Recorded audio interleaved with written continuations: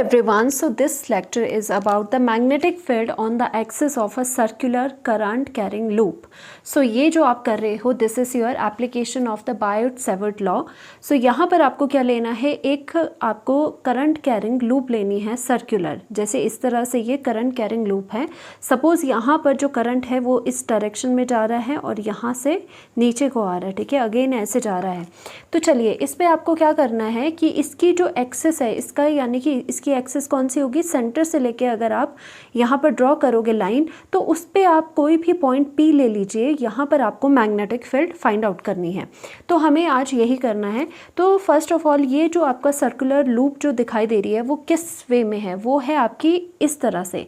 यहाँ पर आपका 2D में दिखाई दे रही है बट एक्चुअल में ये इस तरह से है, ठीक है, इस तरह से है. और ये जो सेंटर है उसका, वो सेंटर कौन सा है, सेंटर जो आपकी ये एक्सिस है वो इसके सेंटर यानी कि इसके बिल्कुल मिडल से ऐसे यहाँ पे निकली हुई है. और यहाँ कहीं आपका क्या है, P पॉइंट है, जहाँ पर इस पूरे करंट कैरिंग सर्कुलर लूप की वजह से आपको मैग्नेटिक फील्ड फाइंड आउट करनी है.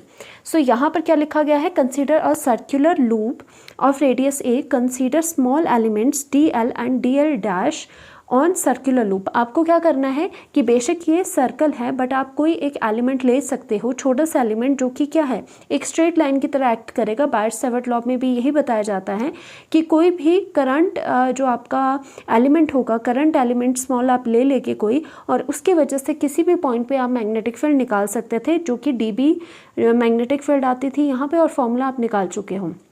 तो वैसे ही हमने क्या करना है, हमने यहाँ पे दो लेने हैं, एक ये है स्मॉल एलिमेंट हमने लिया, एक ये कंसिडर करा स्मॉल एलिमेंट, दोनों ऑपोजिट है.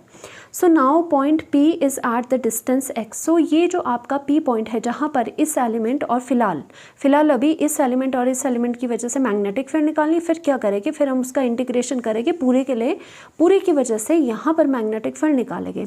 सो यहाँ जो सेंटर है इसका, जो लूप का सेंटर है, यहाँ से लेके उस P पॉइंट का डिस्टेंस ऑन द एक्सिस ही कितना है, x डिस्टेंस है, यहाँ से लेके फुल यहाँ से लेके आपका यहाँ तक का डिस्टेंस. और वेयर जो सर्कुलर लूप है उसकी भी कोई आपकी रेडियस होगी, लेट इट बी, जो रेडियस है वो आपका A है, करंट ऐसे जा रहा है, और ये सारी चीज़ें आपको अभी पता होनी चाहिए. तो चलिए अब हम क्या करेंगे कि यहाँ पर क्या होता है कि अगर हम यहाँ से यहाँ देखें, यानी कि DL से इस P पॉइंट तक का डिस्टेंस देखें, वो R होगा, और जो वेक्टर होगा वो कितना होगा, R डैश होगा. सेम आपका R कैप भी यहाँ से क्या होगा, यहाँ से लेके यहाँ तक का डिस्टेंस क्या है, अगेन सेम है, क्योंकि अगर आप यहाँ पर एक रिंग लगा दीजिए और यहाँ से लेके यहाँ तक का डिस्टेंस और यहाँ से लेके यहाँ तक का डिस्टेंस, किसी भी पॉइंट से लेके इस P पॉइंट तक का डिस्टेंस जो होगा at any point on the circular loop, that should be same, वो सेम रहेगा. तभी हमने इस पॉइंट से यहाँ तक का R लिया और यहाँ से लेके इस पॉइंट से यहाँ तक का हमने R डिस्टेंस ले लिया. सो हमें क्या फाइंड आउट करना है, यहाँ पर मैग्नेटिक फील्ड फाइंड आउट करनी है. तो चलिए उसके लिए बायट-सावर्ट लॉ हम लगाएंगे, और उसके लिए हमें क्या देखना है, बायट-सावर्ट लॉ क्या बताता है. बायट-सावर्ट लॉ के अकॉर्डिंग इसकी वजह से सपोज पहले जो करंट एलिमेंट DL है उसकी वजह से यहाँ P पॉइंट पे कितना आपका मैग्नेटिक फील्ड होगी, हम वो निकालेंगे, क्योंकि हम पूरे की वजह से एक बार नहीं निकाल सकते, हम स्मॉल स्टेप्स में काम करेंगे. सो यहाँ पर जो मैग्नेटिक फील्ड आई है अकॉर्डिंग टू द बायट-सावर्ट लॉ क्या बताता है, जो स्मॉल आपकी मैग्नेटिक फील्ड है at that point because of the current element IDL, या फिर सिर्फ अगर एलिमेंट लेना है तो DL ले लीजिए, वो किसके इक्वल होती है, μ0/4π के इक्वल होती है, और साथ में कितना होता है IDL और साइन थीटा, ठीक है, IDL साइन, यहाँ पे वैसे साइन थीटा रहता है, ठीक है, वैसे अगर मैं यहाँ पे बात करूँ साइन थीटा अपॉन यहाँ पर कितना हो जाएगा R². R क्या रहता है, distance between these two points, यानी कि DL और यहाँ से लेके जो भी डिस्टेंस है आपका वो कितना हो जाएगा R², ठीक है, इस तरह से हो जाएगा. सेम आपका क्या रहेगा कि यहाँ से लेके यानी कि इस एलिमेंट की वजह से यहाँ पर जो आपका मैग्नेटिक फील्ड आएगा वो कितना आ जाएगा, वो आपका DB डैश आ जाएगा. मैग्नेटिक फील्ड किसके इक्वल आ जाएगा, यहाँ पर μ0/4π सेम रहेगा, करंट भी इससे सेम जा रहा है, पर यहाँ पे DL का DL डैश कर लेंगे आप, और यहाँ पर कितना आ जाएगा साइन थीटा, अगेन आपका थीटा यहाँ पर सेम रहेगा, डिवाइडेड बाय R². अब आपको ये पता होना चाहिए जो ये थीटा है वो किसके बीच का एंगल है. तो मैं बता दूं जो थीटा है वो किसके बीच का एंगल होता है, थीटा है एंगल बिटवीन, आपको पता होना चाहिए, बायट-सावर्ट अगर अच्छे से आपने पढ़ा है तो आपको पता होगा, एंगल बिटवीन DL वेक्टर, जो DL वेक्टर होता है, एंड साथ में आपका जो R वेक्टर होता है, यानी कि आर कैप होता है, उसके बीच का डायरेक्शन होती है। तो यहाँ पर जो डी एल और आर है उसके बीच का जो एंगल है वो कितना है आपके पास। अब देखो यहाँ पर अब समझने की ज़रूरत है। यहाँ पर सपोज़ आपके पास क्या है, सिंस ये आपके पास क्या है, ये आपके पास एक रिंग है, ठीक है। इस तरह से 3D में अगर देखोगे हमें ऐसी बनानी पड़ रही है, बट एक्चुअल में ये कैसी है, ऐसी इसको इमेजिन करो।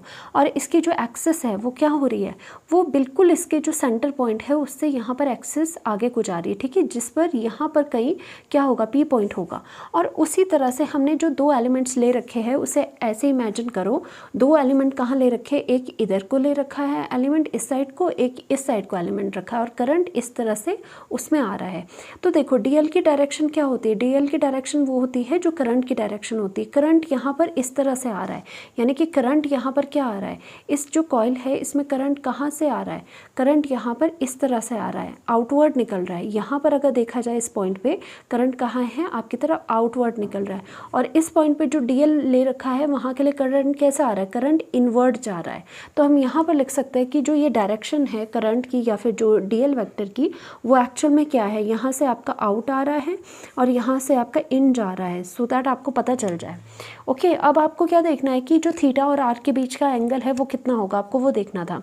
तो सिंस हमने क्या देखा है कि जो डीएल वेक्टर है वो हमें क्या नज़र आ रहा है, डीएल वेक्टर हमें टुवर्ड यू, यानी कि टुवर्ड जो ये आप ऑब्जर्वर हो आपकी तरफ नज़र आ रहा है। क्योंकि अगर डीएल आपका यहाँ पर है इस पोजीशन पे, तो जो करंट की डायरेक्शन है वो ऊपर को है, ठीक है, वो ऊपर को है करंट की डायरेक्शन। तो आपकी जो डीएल वेक्टर की डायरेक्शन होगी वो भी टुवर्ड्स यू होगी, क्योंकि करंट यहाँ से ऊपर को आ रहा है फिर गया ऐसा नीचे को। तो यहाँ पर जो डीएल की डायरेक्शन है वो करंट की डायरेक्शन में है, करंट कहाँ जा रहा है, नीचे को जा रहा है।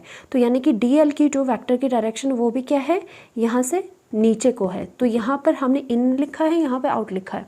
तो वही बना के देखते हैं दोनों के बीच का एंगल कितना है। यहाँ पर आपकी ये इन गई है, ठीक है, ये वेक्टर सॉरी ये आउट आया है, ठीक है। तो यहाँ से हम ये देखते हैं कि जो डीएल वेक्टर है वो ये ब्लू पेन है, और जो ये आर है आपका डिस्प्लेसमेंट वेक्टर वो आपका इतना है। तो दोनों के बीच में देखो कितना एंगल है, दोनों के बीच में आपका 90 एंगल है। वैसे ही यहाँ पर भी हो रहा है, ये जो इन लिखा गया है दैट मीन्स जो डीएल वेक्टर है या करंट का वो कहाँ गया है लूप में, वो ऐसे गया है, नीचे को गया है, ठीक है। तो ये ब्लू पेन क्या रिप्रेजेंट कर रहा है कि आपका जो डीएल वेक्टर है वो नीचे की तरफ है, जो आर की डायरेक्शन है वो ऐसी है। तो दोनों के बीच का जो एंगल है वो 90 है। दैट मीन्स जो डीएल और आर के बीच का एंगल है जो हमें फाइंड आउट करना था थीटा, वो दोनों केस में चाहे ऊपर वाला एलिमेंट है चाहे नीचे वाला एलिमेंट है वो कितना है, 90 डिग्री। तो हमने ये देखा कि आपका हमारा जो थीटा है वो कितना है, 90 डिग्री है दोनों के केस में। तो अगर 90 डिग्री है तो हमारा कितना आ जाएगा यहाँ पर sin 90, और sin 90 हमें पुट करना पड़ेगा। तो जब sin 90 पुट करोगे दोनों में तो वी विल गेट, यहाँ से हमारे पास क्या आ जाएगा, हमारे पास यहाँ से आ जाएगा डी बी की वैल्यू हमारी सॉल्व होके आ जाएगी, that is equal to mu naught upon 4 pi, mu naught upon 4 pi. और यहाँ पर कितना हो जाएगा I D L, sine theta कितना होता है, साइन 90 कितना होता है, 1 होता है। तो यहाँ पर भी मैं लिख लेती हूँ कि जो साइन 90 है वो आपका कितना है, 1 है। तो यहाँ पर 1 और कितना आ जाएगा, ये आर स्क्वायर आ गया। अभी डी एल है, और यहाँ पर डी बी जो आपका डैश है वो कितना आ गया, दूसरे एलिमेंट की वजह से जो magnetic field at the P point आ रही है वो आपकी कितनी आ रही है, आई डी एल डैश, और आपका साइन 90 फिर से 1 हो गया, डिवाइडेड बाय आपका आर स्क्वायर बच गया है। ओके, अब हमने क्या किया है यहाँ पर कि जो हमने यहाँ पर डीएल वेक्टर, जो डीएल लिया है एलिमेंट, स्मॉल एलिमेंट लिया है, उसकी जो वैल्यू है वो किसके इक्वल है, डीएल डैश के इक्वल है। दैट मीन्स हमने जो दोनों एलिमेंट्स लिए हैं वो हमने सेम ले रखे हैं। तो दैट मीन्स अगर डैश की और ये वाली वैल्यू डीएल्स की सेम है तो ये और ये सेम होगा। सो हमारा क्या हो जाएगा, सो हम कह सकते हैं कि जो डी बी है, डी बी की वैल्यू वो किसके इक्वल हो जाएगी, डी बी डैश के ही इक्वल हो जाएगी। यानी कि इसकी वजह से देखो चाहे इसकी वजह से देखो, एट दिस पॉइंट पी जो कि axis of the circular loop है, उस पर आपका जो मैग्नेटिक फील्ड होगी उसकी जो इंटेंसिटी होगी वो सेम होगी। इसकी वजह से भी सेम आएगा डी बी, इसकी वजह से भी आपका सेम आएगा डी बी। तो चलिए अभी इसकी वजह से देखते हैं जो डी बी और डी बी डैश की अब डायरेक्शन है वो अभी इंपॉर्टेंट है हमारे पास फिलहाल। तो अभी डायरेक्शन देख लेते हैं उनकी क्या है। तो डायरेक्शन इसकी वजह से क्या हो जाएगी, देखो डायरेक्शन के लिए हमेशा अगर इसका मैं ये वाला आपने नॉर्मल फॉर्म ली थी, ये वाली हमने वेक्टर फॉर्म ले ली, तो डी बी की की वैल्यू क्या होगी, डीबी की डायरेक्शन क्या होगी, जो आपके डीएल क्रॉस आर वेक्टर की डायरेक्शन होगी। देखो डीबी की डायरेक्शन इनकी डायरेक्शन होगी, और आपको पता है क्रॉस प्रोडक्ट की जो डायरेक्शन देखी जाती है वो राइट हैंड रूल से देखी जाती है कि डीएल की डायरेक्शन में जो पहले आता है उसकी डायरेक्शन में अपनी ये जो फिंगर्स है उसको अलाइन करो, और यहाँ पर जो लास्ट में यानी कि आर है तो इन फिंगर्स को अराउंड जहाँ पर आर होगा उसकी अबाउट कर्ल करो। कर्ल करने के बाद जो ये थंब डायरेक्शन देगा वो आपकी इन दोनों के क्रॉस की डायरेक्शन देगा। ओके, तो अब देखते हैं डी एल क्रॉस हमारा आर कहाँ है इस केस में, यानी कि जो ये डी बी की आपने वैल्यू लिखी है इसकी वजह से यहाँ पर वो डी बी किस डायरेक्शन में आ रहा है अभी वो हम बनाने लगे हैं। सो यहाँ पर तो आप ध्यान से देखो, यहाँ पर हमने कैसे बनाया था, जो डी एल है वो आउट निकल रहा है यहाँ से, ठीक है, इसका जो वेक्टर है वो आपका ऐसे आउट निकल रहा है, और आर की डायरेक्शन आपकी इस तरह से थी, आर की डायरेक्शन आपकी इस तरह से थी। अगर मैं राइट हैंड रूल लगाऊँ, ये डी एल है हमारा, ये आर है, डी एल क्रॉस आर की डायरेक्शन आपकी किस वे में होगी, डी एल से आपको आर में आना है, तो आप क्या करोगे, जो ये वाली फिंगर्स है उसको इसके अबाउट करोगे। ओके, मैंने इसके अबाउट कर दी। अब मुझे डीएल से आर की तरफ आना है, तो मुझे फिंगर्स को कहाँ कर्ल करना है, आर ये है आपका, ठीक है, ये देखो आर ये था, आर ये है, इसकी डायरेक्शन में हमें कर्ल करना है।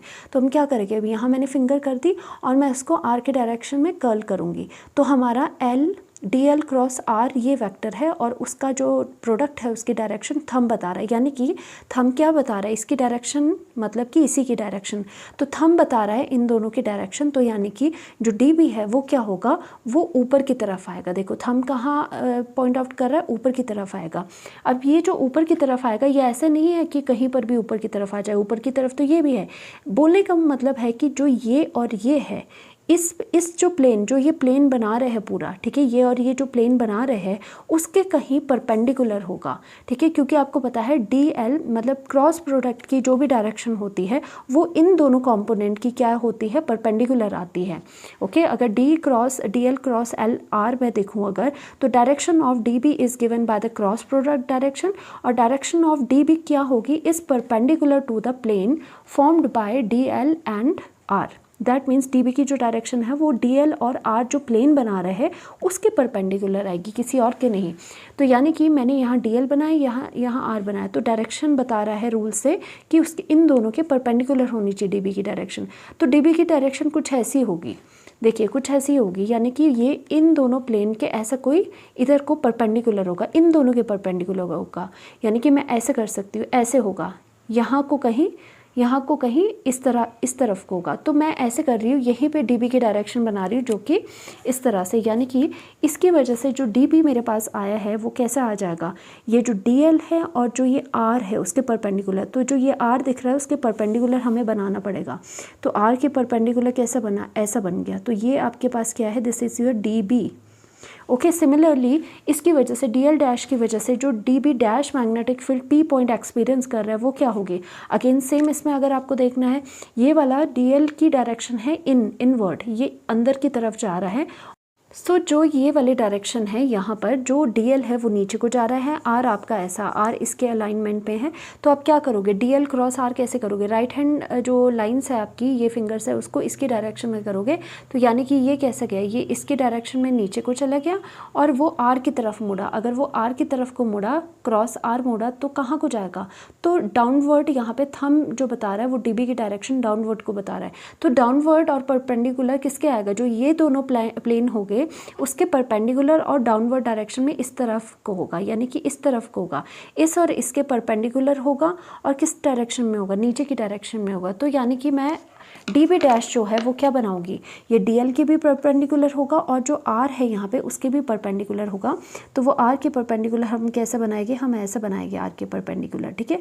तो यहाँ पर पी पॉइंट पे ये एक्सपीरियंस कर रहा है डी बी डैश, तो ये आपको यहाँ से डायरेक्शन इस तरह से पता चल जाती है।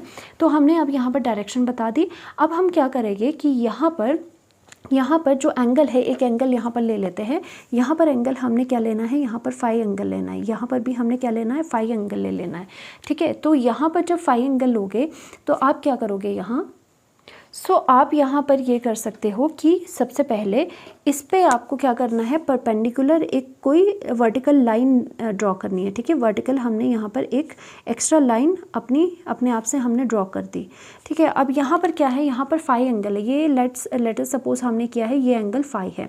तो देखो ये वाला जो एंगल है यहाँ से लेके यहाँ तक एंगल जो आपका DB वाला, ये वाला और ये वाला एंगल है, ये कितना है 90 एंगल। मैं आपको इस तरह से यहाँ पे समझाती हूँ कि एंगल्स कैसे आएंगे। देखो यहाँ पर ये है हमारा डैश डैश करके एक्सिस है, यहाँ से 90 डिग्री है और यहाँ से भी 90 डिग्री बना है, ये आपका DB है और ये आपका कितना है DB डैश है। यहाँ पर बताया गया है ये एंगल फाई है, ये एंगल भी आपका फाई है। तो ये देखो यहाँ पर आप ऑलरेडी बात कर चुके हो, जो ये आर वेक्टर है उसके साथ जो DB है वो परपेंडिकुलर होगा। तो राइट, ये आपका क्या है, परपेंडिकुलर है, ये भी आपका क्या है, ये भी आपका आर के साथ परपेंडिकुलर बना रहा है। तो यानी कि यहाँ से लेके यहाँ तक चीज़ें क्या है, 90 डिग्री है। तो हमने एक्स्ट्रा क्या बनाया है, हमने एक्स्ट्रा यहाँ से लेके एक बीच में से एक लाइन दे दी, बिल्कुल परपेंडिकुलर। तो अगर परपेंडिकुलर लाइन दे दी है तो यहाँ से लेके इस तक का डिस्टेंस, इस तक का जो एंगल है ये आपकी क्या है, हॉरिजॉन्टल है, ये आपकी वर्टिकल है। तो दोनों के बीच का एंगल कितना है, 90। तो यहाँ तक ये वाला जो एंगल है वो है आपका फाई और ये पूरा एंगल है 90। तो ये वाला जो एंगल बचा वो कितना बचा, वो आपका 90 - 5 बच गया, राइट। ये वाला एंगल 90 - 5 बच गया। तो यहाँ पर 90 - 5 अगर है और ऑलरेडी जो ये एंगल है यहाँ से लेके यहाँ तक वो भी आपका क्या है, वो भी 90 एंगल है। ये एंगल कितना है, वो भी 90 डिग्री है। यहाँ से लेके यहाँ तक एंगल 90 - 5 है, यहाँ से लेके यहाँ तक एंगल 90 है। तो यहाँ पर कितना एंगल बचा, यहाँ पर एंगल 5 बचा। और सिमिलरली इसी तरह का कंसेप्ट नीचे लगा के यहाँ पर भी आपका एंगल 5 आ जाता है। सिर्फ ये एंगल बताने के लिए कि यहाँ पे जो एंगल है वो यहाँ एक पोजीशन छोड़ के यहाँ पर भी सेम एंगल है। ये यहाँ पे डिटेल में आपको मैंने बताया। तो यहाँ पर हम डायरेक्टली लिखेंगे कि जो यहाँ पर एंगल है उसको थोड़ा छोड़ के, एक चीज़ तो छोड़ के, यहाँ पर क्या है, यहाँ पर भी आपके फाई एंगल है, यहाँ पर भी फाई एंगल है। अब इससे हमें क्या करना है, एक्चुअल में हमने ये चीज़ क्यों करी, क्योंकि हमें क्या करना था, क्योंकि हमें यहाँ पर जो DB और DB डैश है उनके क्या करने थे, कंपोनेंट्स में उसको रिजॉल्व करना था। आपको पता है जो आपका एंगल होता है, एंगल के साथ वाला जो कंपोनेंट होता है वो क्या रहता है, हमेशा कॉस में रहता है। तो DB डैश है उसके साथ जो ये एंगल है, एंगल के साथ वाला जो ये कंपोनेंट होगा दैट वुड बी, वो कितना होगा, DB डैश का है तो कितना हो जाएगा, DB डैश और कॉस ऑफ कितना एंगल है दोनों के बीच, 5 हो गया, ओके। और यहाँ पर क्या है, DB है और उसके एंगल के साथ क्या हो जाएगा, यहाँ पर आपका DB कितना हो जाएगा, कॉस ऑफ 5 हो जाएगा, ठीक है, कॉस होता है। और DB के थीटा वाला एंगल, जो भी एंगल के साथ वाला कंपोनेंट होता है वो कॉस में होता है, अदर वाला साइन में होता है। तो आपका यहाँ पर क्या आ जाएगा, यहाँ पर आपका DB डैश साइन ऑफ 5 आ जाएगा और यहाँ पर आपका कितना आ जाएगा, DB साइन ऑफ 5 आ जाएगा। यानी कि आप देख पा रहे हो कि आपका क्या हो रहा है, डबल डबल चीज़ें आ रही है यहाँ पर। यानी कि जो आपका DB डैश है वो भी अपना साइन कंपोनेंट इसी डायरेक्शन में दे रहा है, ओके। यहाँ पर डैश है और यहाँ पर जो DB है वो भी अपना जो साइन कंपोनेंट है वो इसी डायरेक्शन में दे रहा है। तो आपके जो ये है जो कॉस 5 और कॉस 5 है, बिकॉज ये ऑपोजिट डायरेक्शन में है एंड इक्वल है, ठीक है। यहाँ पे बेशक DB डैश है बट हम यहाँ पे कर चुके हैं जो DB है वो DB डैश के इक्वल है।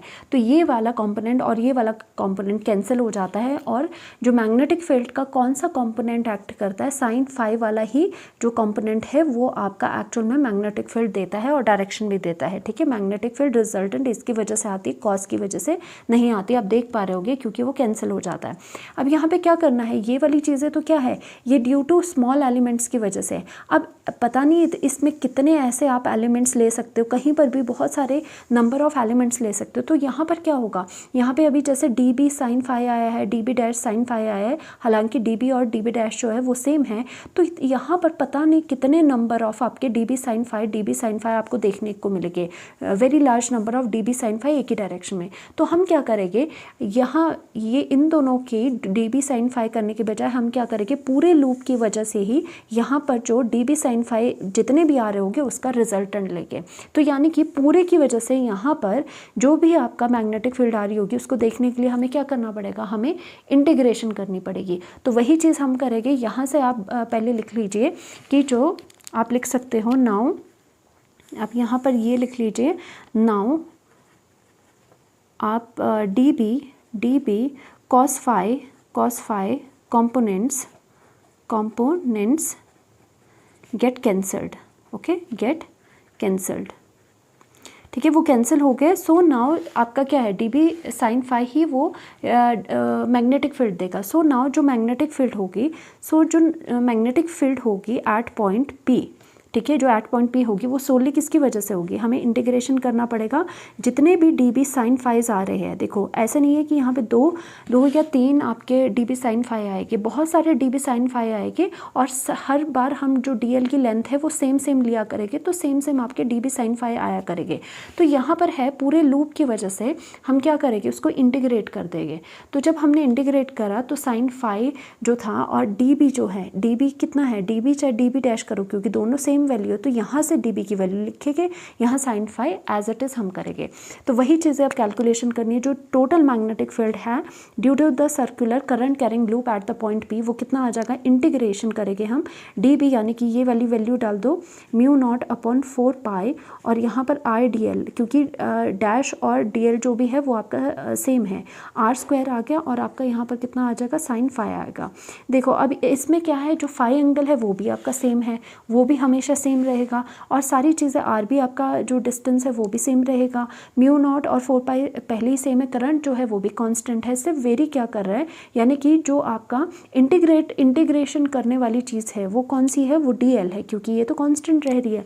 तो now b is equal to, बाकी सारी चीज़ें बाहर निकालो, μ0 अपॉन आपका 4 पाई आ गया और यहाँ पर आपका i आ गया अपॉन r² और यहाँ पे sin phi आ गया और इंटीग्रेशन आपको करनी है dl की।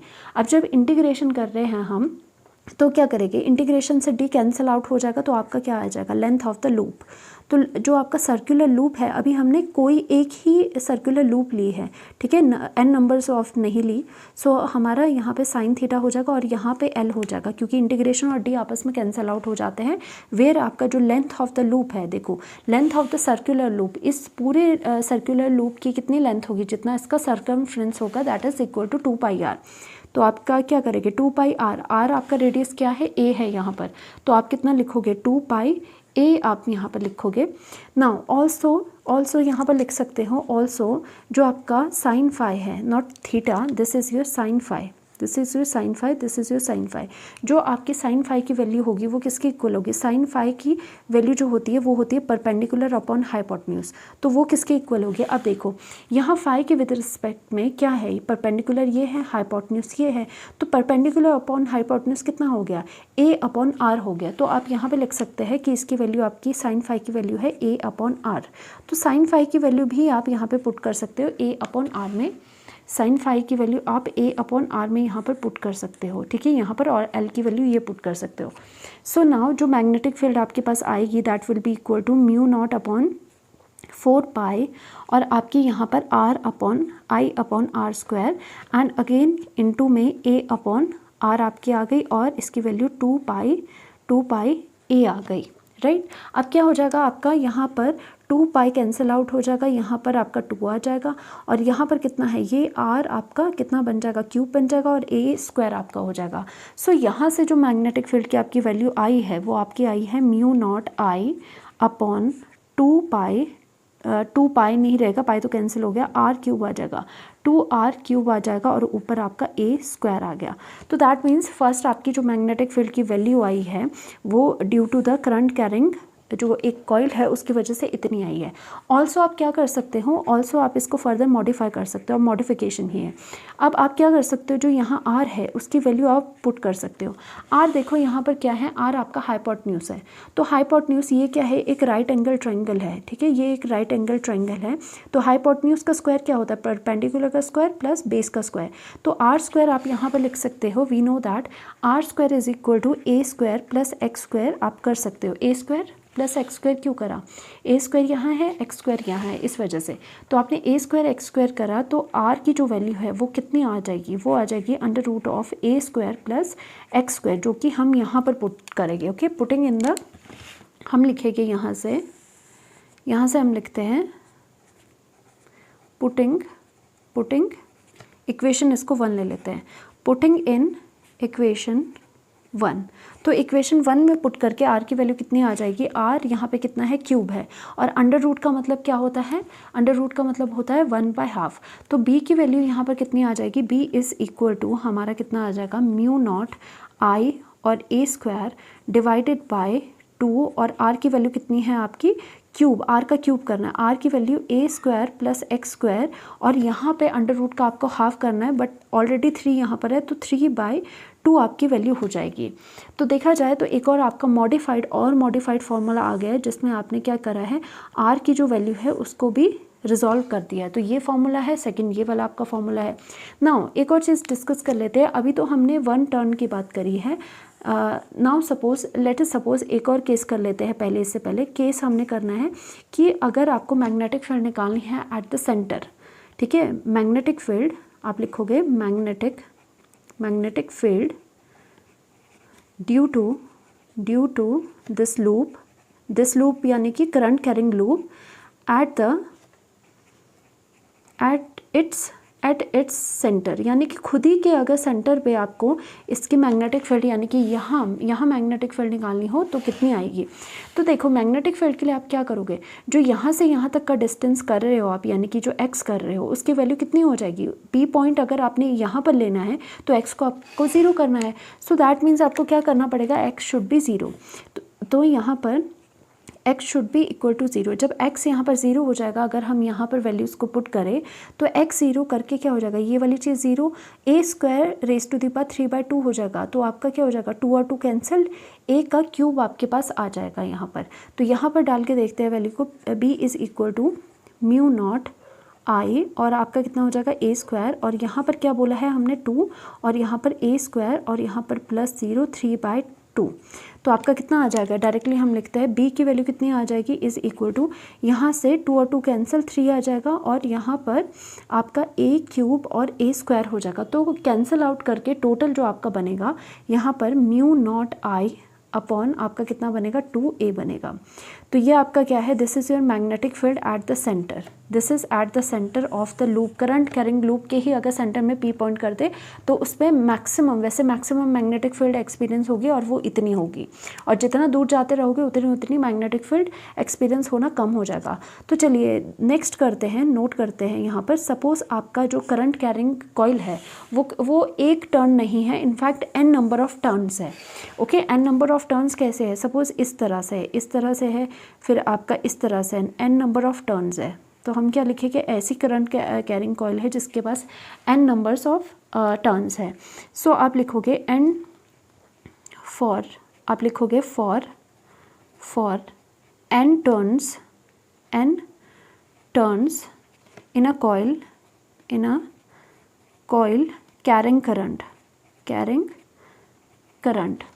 तो ऐसे में आपके पास क्या आ जाएगा, अगर n नंबर ऑफ टर्न्स है, अगर सपोज़ एक की वजह से अगर आपके पास ये निकलता है, ठीक है, ये वैल्यू निकलती है फाइनली मैग्नेटिक फील्ड की, एक करंट कैरिंग कॉइल की वजह से उसी के एक्सिस पे कोई पॉइंट है अगर, तो उस पॉइंट पे मैग्नेटिक फील्ड इतनी एक्सपीरियंस होती है। अगर जो ये कॉइल्स है वो n नंबर ऑफ कॉइल्स हो जाए, यानी कि इस तरह से, तो इसी के एक्सिस से एट सम पॉइंट P वो आपका मैग्नेटिक फील्ड कितनी एक्सपीरियंस करेगा। तो मैग्नेटिक फील्ड एक्सपीरियंस कितनी करेगा, जितना एक का कर रहा है बस उसको n से मल्टीप्लाई कर दो। तो आपका कितना आ जाएगा, for that the magnetic field experienced eight the point P, जो कि कहाँ है, axis of this current carrying loops, वो कितना आ जाएगा, सिर्फ आपको आगे n लगाना है, बाकी आपका कितना आ जाएगा, म्यू नॉट और आई रहेगा, और यहाँ पर a स्क्वायर रहेगा, और यहाँ पर डिवाइडेड बाय आपका कितना आ जाएगा, ट्वाइस है, और यहाँ पर a स्क्वायर है प्लस यहाँ पर x स्क्वायर है, रेज टू द पावर आपका कितना आ जाएगा, 3/2 आ जाएगा। तो यानी कि ये एक्चुअल में क्या है कि मैग्नेटिक फील्ड है। ओके, मैग्नेटिक फील्ड है जिसकी आपकी जो करंट कैरिंग लूप्स है वो कितनी है, n number of n loops है, ठीक है, n लूप्स है, वो भी कैसी, करंट कैरिंग। सो होपफुली आपको ये समझ आया होगा। और एट लास्ट हम क्या करते हैं, एक और चीज़ है कि यहाँ पर आपकी जो सारी ये स्मॉल एलिमेंट्स है वो सारी मैग्नेटिक फील्ड जो है वो इस डायरेक्शन में बता रहे, जो रिजल्टेंट आपकी आ रही है वो इस डायरेक्शन में आ रही है, क्योंकि dB का जो कॉस थीटा था वो तो कैंसिल हो गया, तो जो भी आपके रिजल्टेंट मैग्नेटिक फील्ड है वो साइन थीटा वाले कॉम्पोनेंट ने दिए।